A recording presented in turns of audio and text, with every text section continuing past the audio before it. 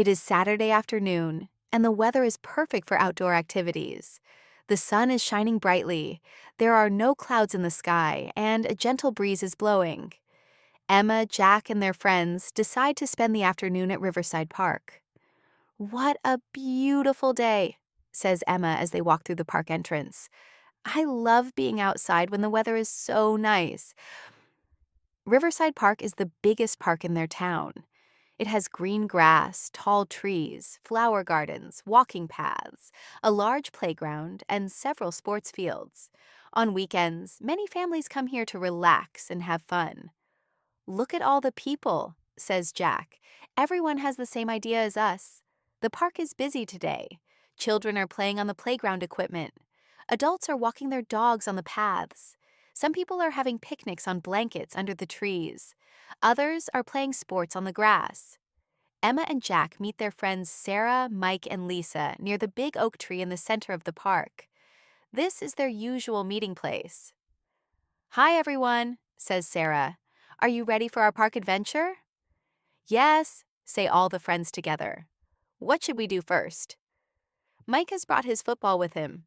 It is a black and white ball that he got for his birthday. "Do you want to play football?" he asks. "That sounds like fun," says Lisa. "But I am not very good at football." "Don't worry," says Jack. "We can teach you. Football is easy once you learn the basic rules." The friends find an empty area of grass where they can play safely. Mike puts his backpack on the ground to mark one goal. Emma puts her jacket on the ground about 20 meters away to mark the other goal. "We need 2 teams," says Mike. "Emma, Lisa, and I will be one team.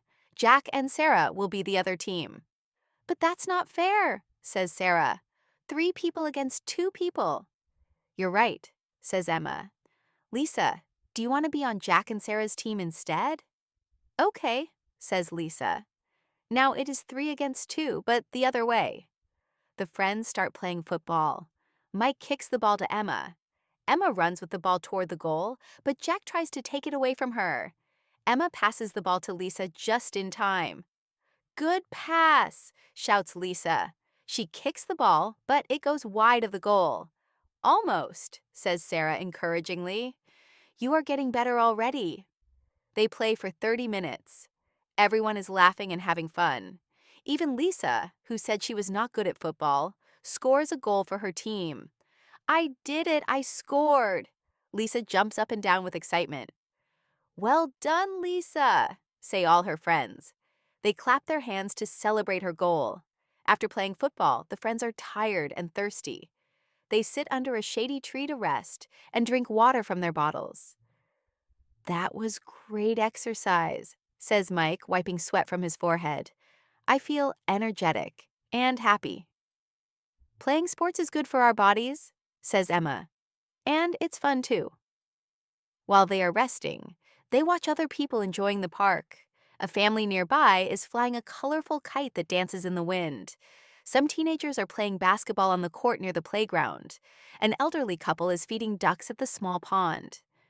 "There are so many different activities here," observes Sarah. "Everyone can find something they enjoy." After their rest, Jack has an idea. "I brought my bicycle today. Does anyone want to take turns riding around the park?" "That sounds exciting," says Emma. "I love riding bicycles." Jack's bicycle is blue with silver handlebars. It has a bell that makes a cheerful ringing sound and a small basket on the front. The friends take turns riding the bicycle on the smooth path that goes around the park. Emma rides first. She pedals slowly at the beginning, then faster as she gets more confident. She rings the bell as she passes other people on the path. "This is so much fun," Emma calls out as she rides past her friends. Each friend takes a turn riding the bicycle. Some ride fast, some ride slowly. Lisa is a bit nervous at first, but with encouragement from her friends, she enjoys her turn too. "I feel like I'm flying," says Lisa as she rides past them. After everyone has had a turn on the bicycle, they decide to visit the playground. Even though they are older children, they still enjoy some playground activities. Sarah likes the swings best. She sits on a swing and pumps her legs to go higher and higher. "I feel free when I'm swinging," she says. Mike tries the monkey bars. He hangs from his arms and moves from bar to bar. It is harder than it looks, and he can only do 5 bars before his arms get tired. The monkey bars are good exercise for your arms, says Mike. Emma and Lisa go down the big slide together. They sit next to each other at the top, then slide down quickly. They laugh all the way down and land safely at the bottom. Jack prefers the climbing wall. He uses his hands and feet to climb up the colorful holds. When he reaches the top, he feels proud of his achievement. "Look how high I am," Jack calls down to his friends. As the afternoon continues, the friends try many different activities. They play on the seesaw, taking turns going up and down. They spin on the merry-go-round until they feel dizzy and laugh. They even have a friendly race running from one end of the playground to the other. "I won!" shouts Mike as he crosses the finish line first. But everyone ran very fast. "Running races is good cardio exercise," says Emma. "It makes our hearts strong." Near the end of their time at the park, an older boy approaches them. He is holding a frisbee, which is a flat round disc that you throw through the air. "Would you like to play frisbee with me and my sister?" he asks politely. "We need more people for a good game." "We'd love to," says Sarah. "How do you play frisbee?" The older boy, whose name is David, explains the rules.